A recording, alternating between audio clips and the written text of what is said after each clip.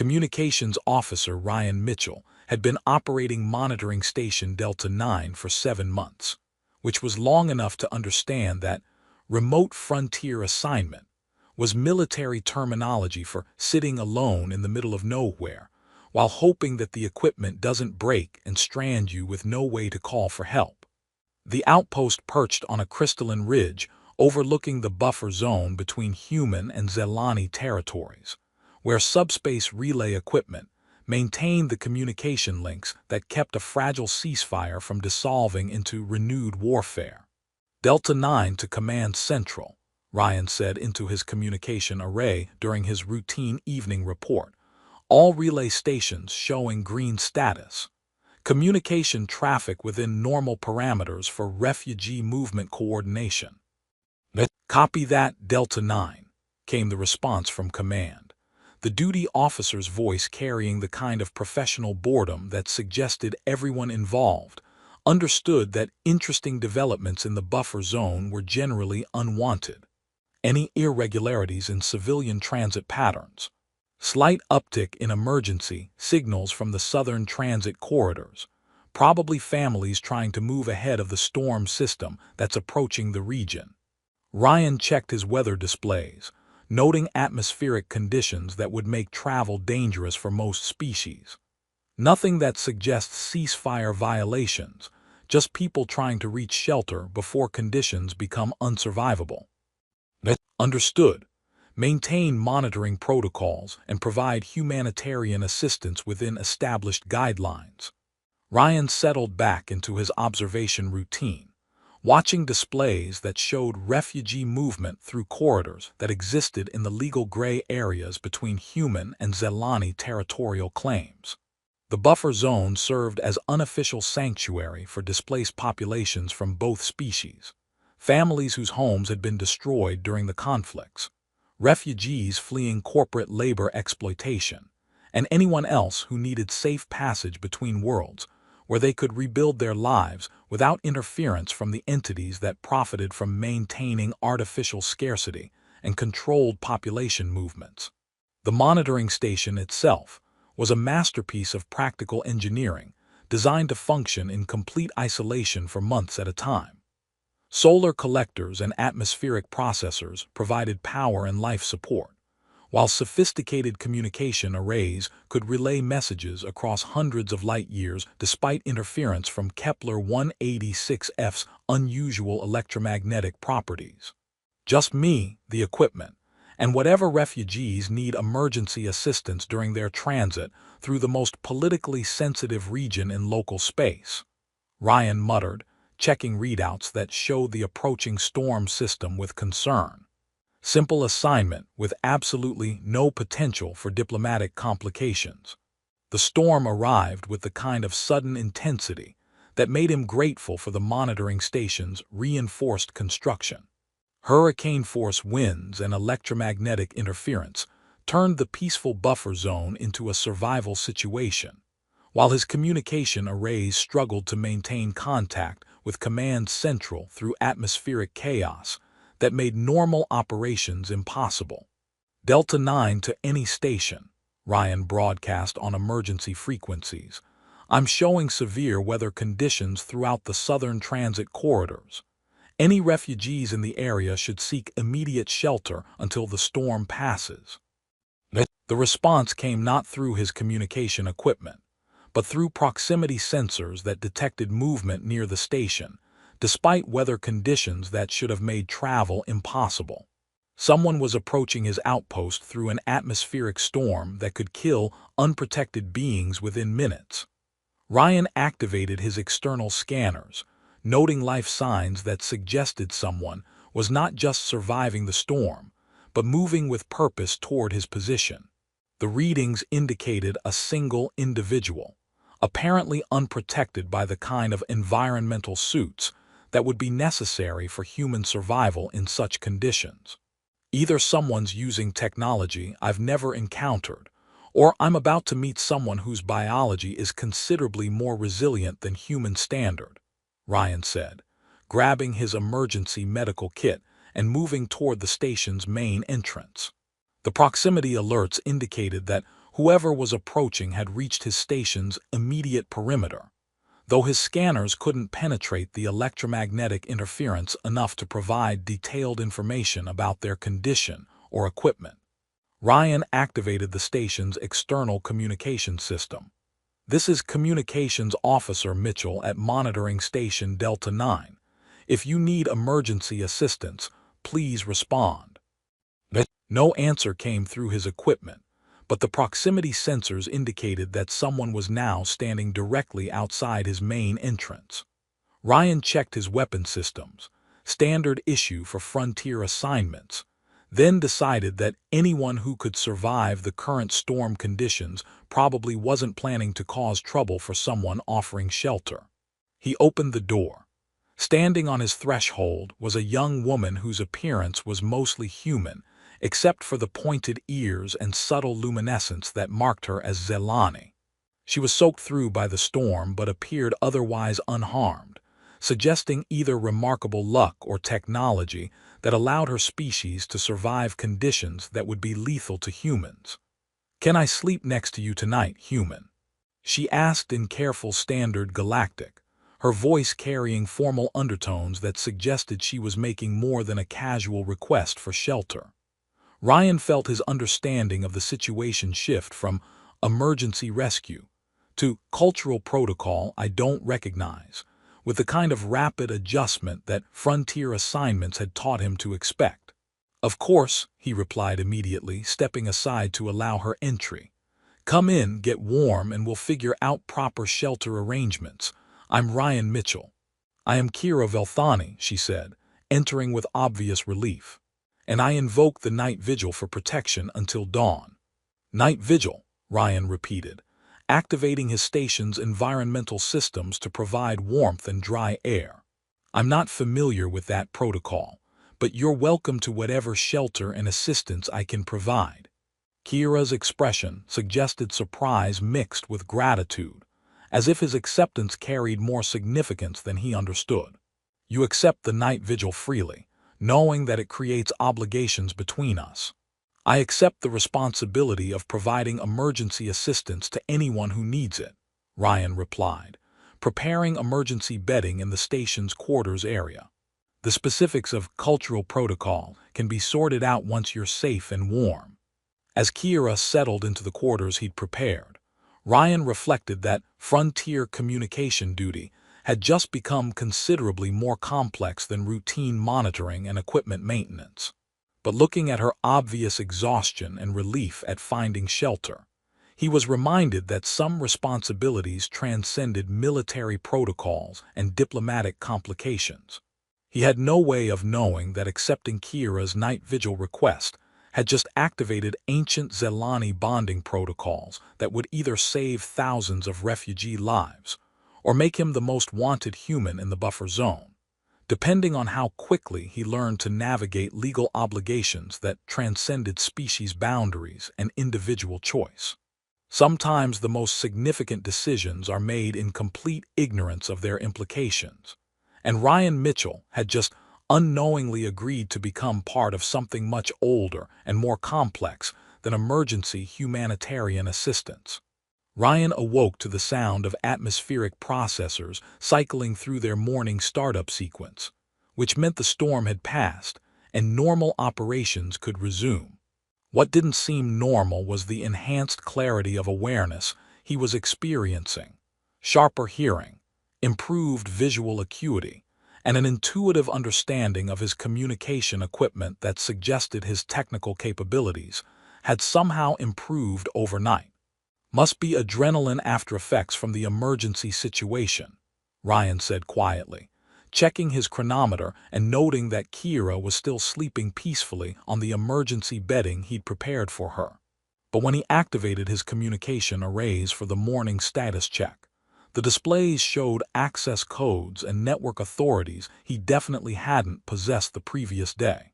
"Delta 9 to Command Central," Ryan said into his comm system, though his voice carried harmonics that made the transmission clearer than usual. "Storm has passed, all systems nominal, though I'm showing some unusual readings on my access protocols." "Copy that, Delta 9. What kind of unusual readings? Ryan studied his displays, noting that he apparently now had access to Zelani communication networks, refugee coordination databases, and evacuation protocols that should have been far beyond his security clearance. Command, I'm showing expanded network access that includes interspecies coordination systems I wasn't authorized for yesterday. My equipment seems to have upgraded overnight. That's impossible, Mitchell. Run full diagnostics and report any equipment malfunctions. Running diagnostics now, but everything appears to be functioning beyond normal parameters rather than malfunctioning. Kira stirred as his conversation with Command concluded, sitting up with the kind of graceful movement that suggested she was completely refreshed despite having been caught in a lethal storm the previous evening. "Good morning, Ryan," she said, her accent making standard galactic sound musical. "How do you feel?" "Different," Ryan replied honestly. "Enhanced somehow, and my communication equipment is showing access to systems I've never seen before." "The night vigil has activated," Kira said with satisfaction mixed with something that might have been concern. "The biometric linking creates provisional consort-witness bonds that grant shared access to both our people's communication networks." Biometric linking. Ryan studied his equipment displays, understanding suddenly dawning. "Kira, when you asked to sleep next to me, you weren't just requesting emergency shelter. I was invoking ancient protection protocols that create temporary legal bonds between participants," Kira confirmed. "The night vigil establishes provisional consort witness status that cannot be dissolved without formal ceremony." Ryan felt pieces clicking together in his mind as he realized the true scope of what had occurred.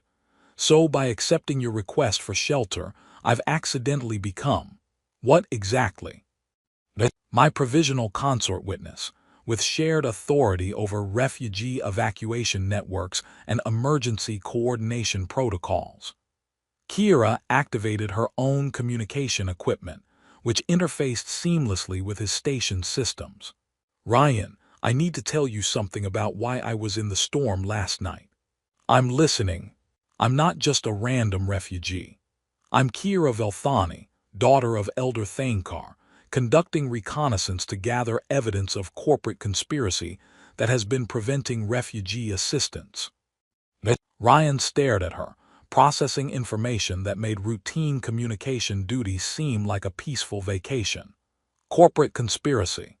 Defense contractors and resource extraction companies from both species have been collaborating to maintain artificial barriers that keep displaced populations trapped in exploitable situations. Kira accessed data through their shared systems, displaying intelligence that painted a disturbing picture. They profit from refugee labor, security contracts, and the instability created by preventing humanitarian assistance.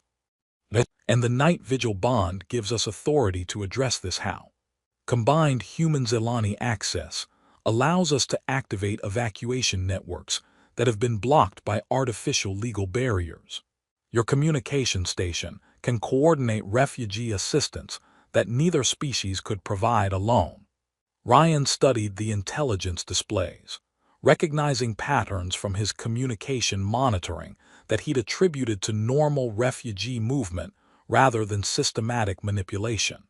Someone's been deliberately creating communication failures that prevent evacuation coordination. Multiple someones from both species, Kira confirmed. Human corporate interests coordinating with Zelani military contractors to ensure that refugee assistance remains insufficient while justifying increased security spending. A priority alert echoed through Ryan's communication systems, indicating incoming messages that carried official authority codes from multiple sources. Command Central, Zelani Council Communications, and what appeared to be corporate security networks were all attempting to contact his station simultaneously. "Ryan," came Colonel Harrison's voice through the military channel, "we're showing unauthorized access to classified networks from your position. Report your status immediately. Colonel Harrison, Ryan replied, his voice now carrying harmonics that seemed to facilitate communication across species barriers. I've established communication links with Zelani authorities to coordinate refugee assistance during the storm emergency. Negative, Mitchell. You do not have authorization for direct alien contact or access to their communication networks. Maintain isolation protocols pending security review.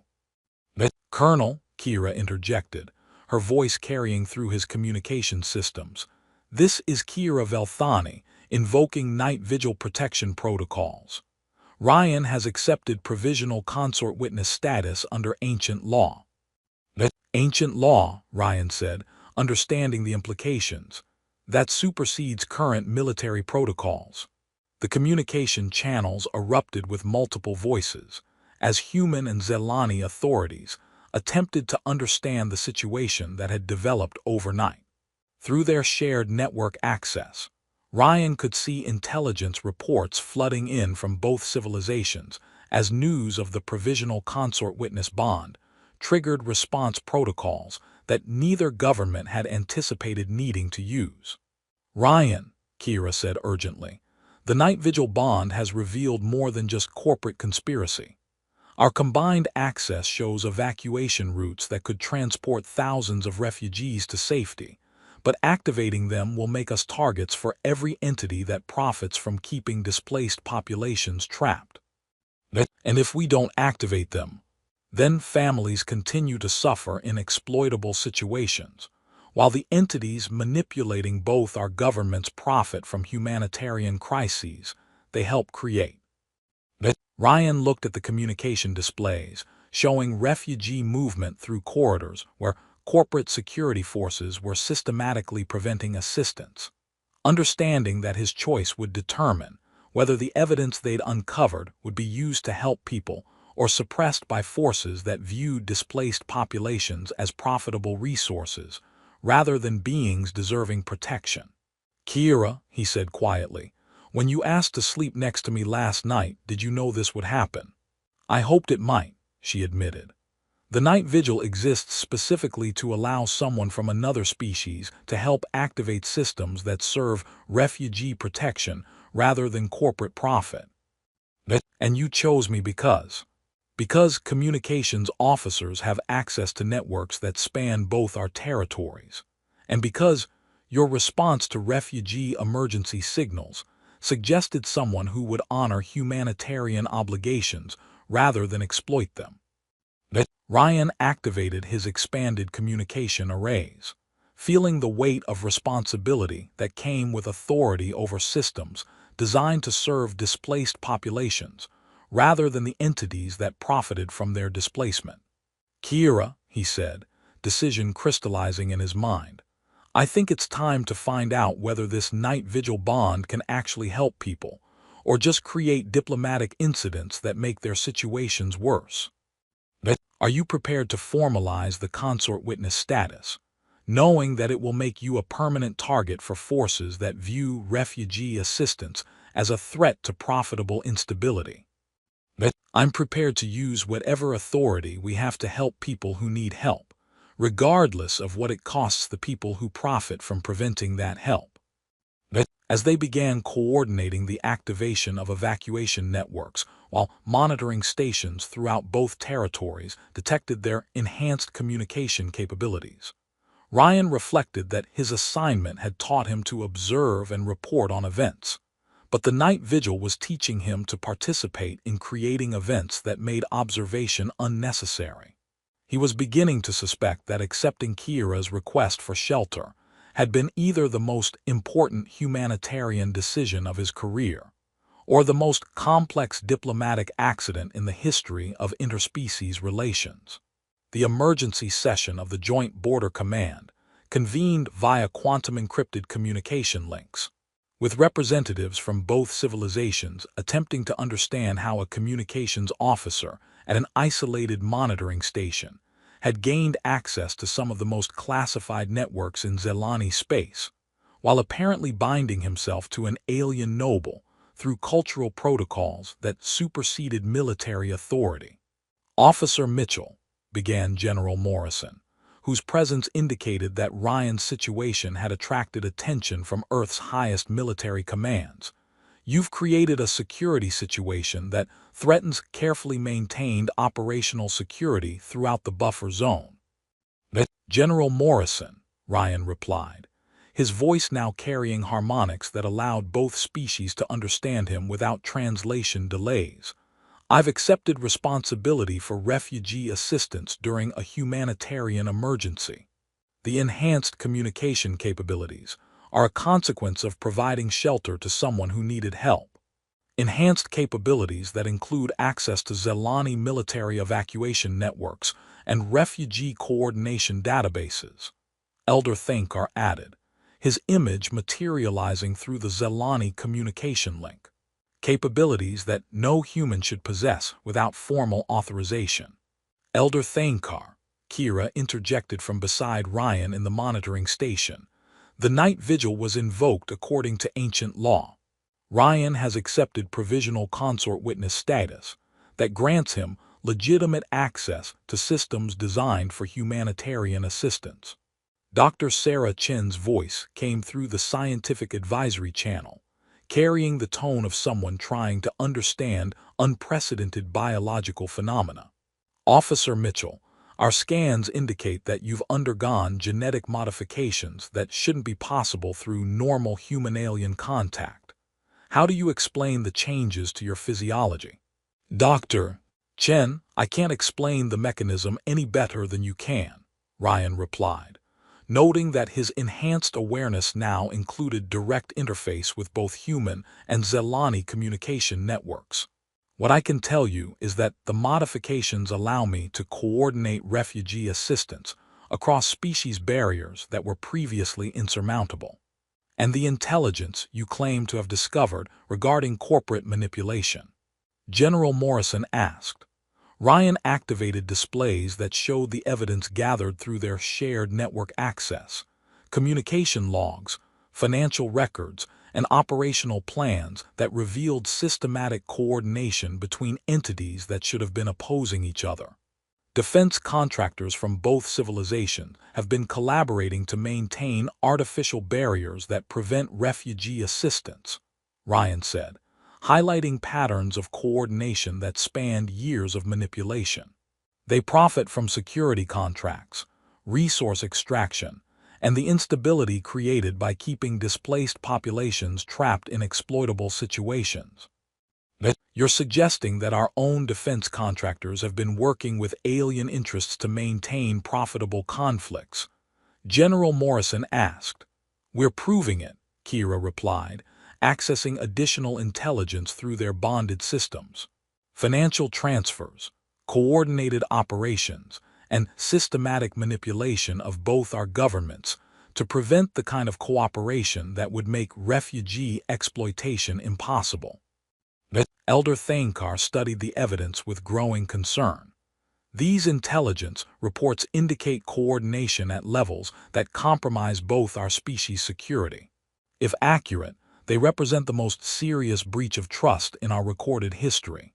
"If accurate," Dr. Chen said, "they also represent the most important intelligence breakthrough regarding interspecies cooperation we've ever encountered. Officer Mitchell, your access to these systems could reshape our understanding of refugee assistance and border security." A priority alert interrupted their analysis as proximity sensors throughout the buffer zone detected incoming forces from multiple factions. Corporate security teams, military contractors, and what appeared to be intelligence operatives were converging on Ryan's monitoring station from both human and Zelani territories. "Ryan," Kira said urgently, monitoring tactical displays through their shared consciousness, "the night vigil bond has exposed our location to every entity that profits from preventing refugee assistance. They're not coming to negotiate. They're coming to eliminate us before we can formalize the consort witness status. How long do we have? Perhaps 2 hours before multiple assaults, and you're asking me to accept permanent responsibility for coordination systems that span multiple star systems, while becoming a target for elimination by forces that view humanitarian assistance as a threat to their operations. I'm asking you to use whatever authority we have to help families who need safe passage to places where they can rebuild their lives without exploitation.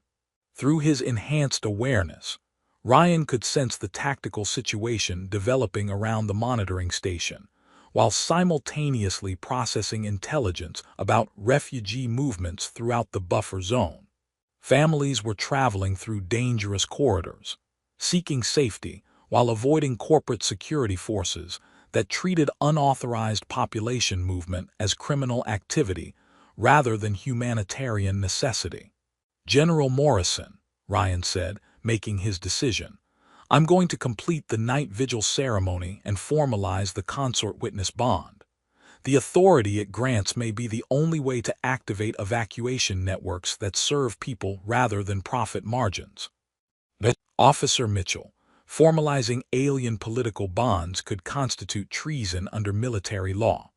General, providing humanitarian assistance to displaced populations serves human interests better than allowing corporate manipulation to continue destabilizing the entire region. And if the corporate forces reach your position before you can complete the ceremony, then we'll find out whether monitoring station defensive systems are adequate for protecting refugee assistance operations against military-grade assault equipment. Elder Thainkar's expression showed approval mixed with concern. "Ryan Mitchell, accepting formal consort witness status with my daughter grants you authority over evacuation systems, but it also makes you permanently responsible for the welfare of beings you may never meet personally." Elder Thainkar, "I became a communications officer because I believed in maintaining connections that help people coordinate assistance during emergencies. This seems like the most important emergency coordination of my career." As they prepared for the ceremony that would either legitimize their authority to help thousands of refugees or make them targets for elimination by forces that profited from preventing such assistance, Ryan reflected that his monitoring assignment had taught him to observe communication patterns, but the night vigil was teaching him to create communication networks that served humanitarian purposes rather than corporate interests. He was beginning to suspect that accepting Kira's request for shelter had been either the most important decision of his life or the most elaborate form of humanitarian heroism disguised as routine emergency assistance. The formal night vigil ceremony took place in the monitoring station's communication center, where Ryan and Kira used the hybrid network they'd created to coordinate with both human and Zelani authorities, while corporate assault forces approached their position through the buffer zone's treacherous terrain. The ceremony itself required Ryan to interface his communication equipment with Zelani bioresonance technology, creating connections that transcended the technical limitations that had previously prevented interspecies cooperation. "Are you ready for this?" Kira asked, taking his hands as quantum fields began building around the communication arrays. Because the formal consort witness bond creates permanent biological and legal connections that will affect every communication you make for centuries to come. "I'm about as ready as someone can be for permanently linking their consciousness to alien communication networks, while corporate armies try to prevent refugee assistance from reaching people who need help," Ryan replied, attempting to maintain perspective in a situation that felt like standing at the intersection of technology and ancient law. "Though I should probably mention that my experience with alien bonding ceremonies is limited to emergency cultural protocols, which I suspect aren't particularly relevant to permanent biological modification. The reality involves considerably more quantum resonance and considerably less emergency protocol than routine cultural exchange," Kira assured him, activating apparatus that would integrate their communication capabilities at the cellular level. Though the commitment to humanitarian service is exactly what the ceremony is designed to test. The ceremonial integration began with Ryan placing his hands on crystalline interfaces that connected his nervous system directly to the monitoring station's communication arrays, while Kira synchronized her bioresonance patterns with his equipment to create hybrid networks that could coordinate refugee assistance using both species' technological capabilities. Ryan Mitchell, Kira said formally, her voice carrying harmonics that resonated through both human and Zelani communication systems. Do you accept the full night vigil bond, knowing that this choice will make you permanently responsible for refugee assistance that transcends species boundaries? I do, Ryan replied, feeling quantum energy building around them as the station's communication arrays interfaced with Zelani biotechnology. And I promise to use our shared communication capabilities to serve displaced populations rather than corporate interests, to coordinate evacuation assistance regardless of the personal risks, and to maintain networks that serve humanitarian purposes rather than profit margins. And I accept you as consort witness, Kira said, granting you permanent access to Zelani evacuation networks while binding myself to support your decisions regarding refugee assistance, regardless of the political complications they create. The ceremony's completion triggered automatic activation of evacuation routes throughout both territories, while the biotechnological integration granted Ryan capabilities that transcended normal human limitations. His awareness expanded to encompass communication networks spanning multiple star systems, providing real-time coordination of refugee movements while revealing the full scope of corporate conspiracy that had been preventing such assistance. But more than expanded communication abilities, he felt fundamental changes in his biology, enhanced longevity that would allow him to maintain refugee assistance operations across decades of coordination, improved neural processing that could handle the complexity of interspecies humanitarian logistics, and direct interface capabilities that made him as much a part of the communication networks as the equipment itself. Warning, announced the station's AI, its voice now harmonizing with Zelani systems. Multiple hostile forces approaching station perimeter. Defensive protocols recommend immediate evacuation network activation. Activate all available evacuation routes, Ryan said, his voice carrying through communication systems that now span both civilizations. Priority transport for families in corporate security zones, with secondary routes for anyone seeking resettlement assistance. The effect was immediate and dramatic. Hidden evacuation corridors opened throughout the buffer zone, providing transport capacity that made conventional refugee assistance look primitive by comparison. Ancient Zelani transportation networks came online that could move displaced populations to safety faster than corporate forces could coordinate suppression efforts. This is remarkable, Doctor. Chen's voice came through the communication links, monitoring the activation from multiple observation posts. The evacuation capacity alone could handle population displacement on a scale that makes current humanitarian assistance inadequate. And the communication integration operates completely outside normal detection methods, General Morrison added. These networks could coordinate refugee assistance while remaining invisible to hostile surveillance. Through their shared consciousness, Ryan and Kira coordinated evacuation operations while monitoring the approach of corporate assault forces, whose mission was to prevent exactly the kind of humanitarian assistance they were now providing. Director Walsh, came a voice through the corporate communication channels. The enhanced networks are interfering with population control operations throughout the buffer zone. Request immediate authorization for elimination protocols. Director Walsh, Ryan replied through their hybrid communication system. You're experiencing refugee assistance operations that serve civilian welfare rather than corporate profit margins. Your population control operations are no longer relevant to humanitarian priorities. The final confrontation was brief and decisive. Corporate assault forces found themselves facing not just enhanced communication capabilities, but automated defensive systems that had been specifically designed to protect refugee assistance operations against military interference. Their weapons malfunctioned when they attempted to target the monitoring station. Their communications were jammed by networks that treated profit-motivated attacks on humanitarian assistance as irrelevant noise.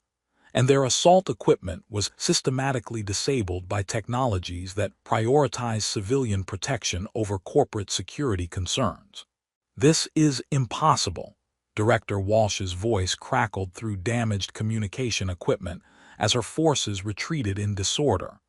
"No individual communication station should have this level of defensive authority."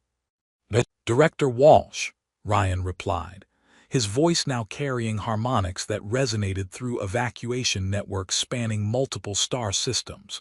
"You're not dealing with individual authority anymore. You're dealing with consort witnesses who have access to communication systems, designed to ensure that refugee assistance serves people rather than profit margins."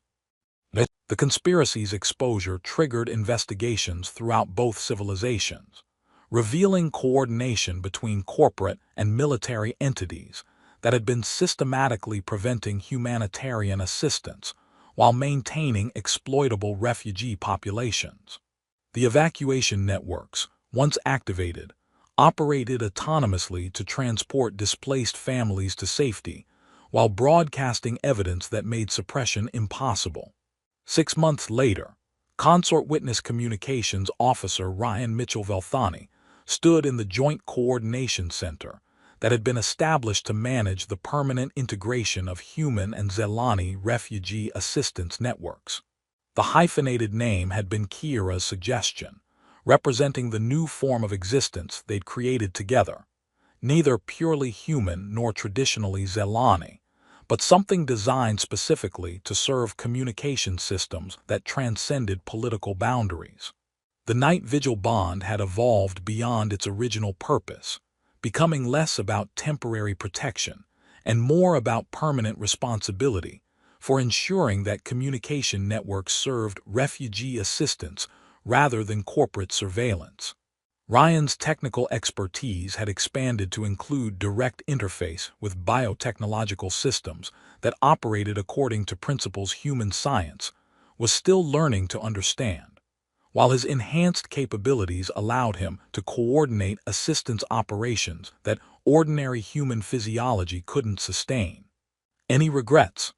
Kira asked, joining him at the coordination displays where communication routes showed constant coordination of families reaching safety through networks that had been waiting for proper authorization. "Well," Ryan said thoughtfully, "I do miss the simplicity of routine monitoring duty, where the most complex decision was whether unusual communication patterns constituted equipment malfunction or actual refugee emergencies. As opposed to serving as immortal consort witness to alien nobility, while coordinating evacuation networks that span dozens of star systems and maintaining communication relationships with beings whose biology operates according to quantum principles." Ryan pulled her closer, marveling at how natural it felt to share consciousness with someone whose communication methods had become inseparable from his own. "Though I have to say, the enhanced awareness has some unexpected benefits, such as being able to detect refugee assistance needs before they develop into humanitarian crises requiring emergency response. It's much more effective to prevent displacement than to coordinate evacuation after families have already lost their homes.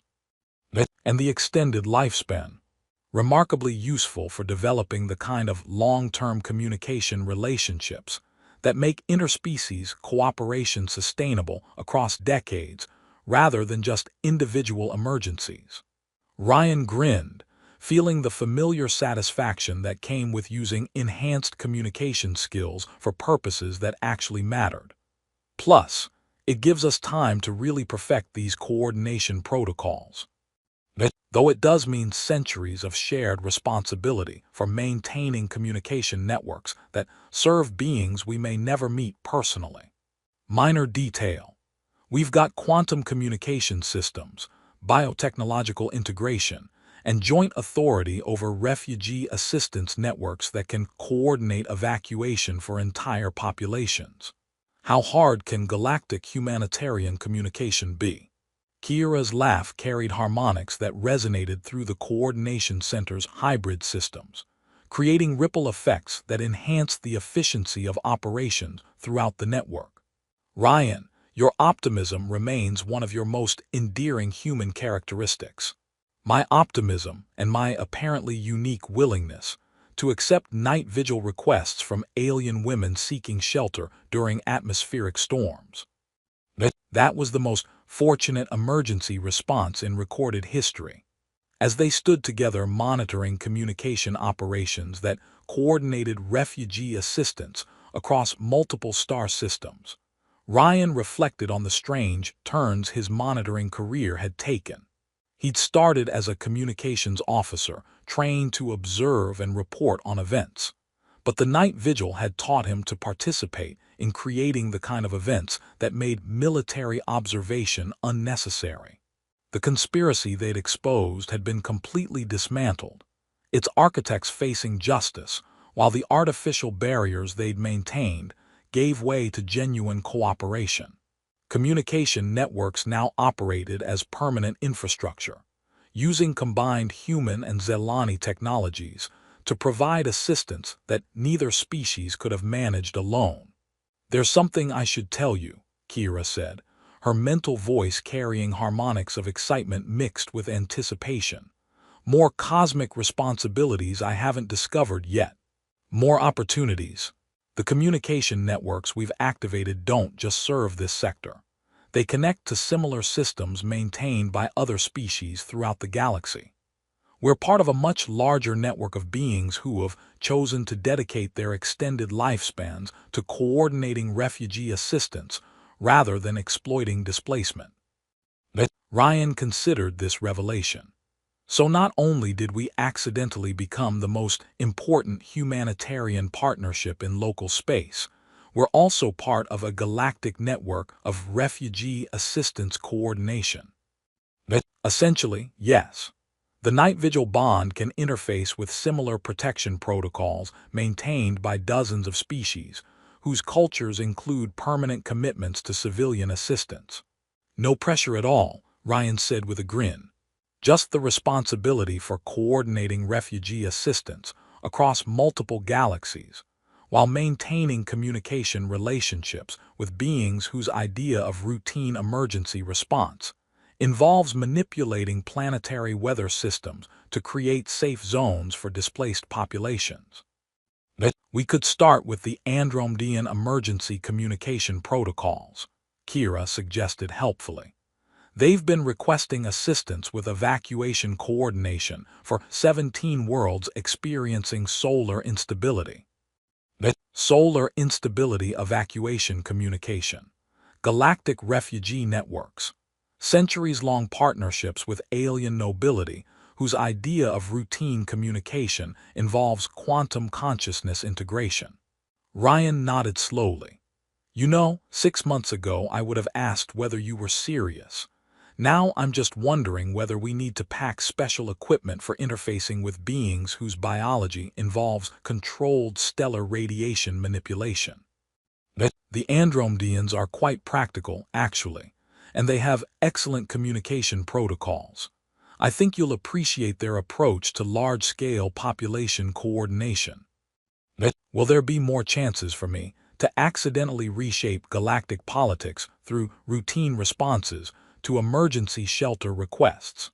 "Almost certainly." "Perfect. I was getting bored with simply preventing interstellar conflicts through quantum communication sharing with alien nobility." As their coordination center managed another successful evacuation, this time carrying families away from corporate resource extraction operations to worlds where they could rebuild their lives without exploitation, Ryan reflected that his monitoring career had taught him to observe communication patterns. But the night vigil had taught him to create communication networks that served humanitarian purposes rather than corporate surveillance. The ability to accept someone's request for shelter had led him to the most important responsibility of any lifetime, ensuring that communication systems served beings who needed assistance, regardless of what species they belonged to or what political boundaries they needed to cross to reach safety. "Kira," he said, watching another transport full of refugees emerge safely from hyperspace, "I think this might be the most important communication station I've ever had the privilege to operate. Even though it's considerably more complex than standard monitoring operations. Especially because it's more complex. The best communication networks are the ones that connect everyone who needs connection, regardless of whether they're visible to normal detection methods or hidden by corporate interference that exists to prevent humanitarian assistance." And even though it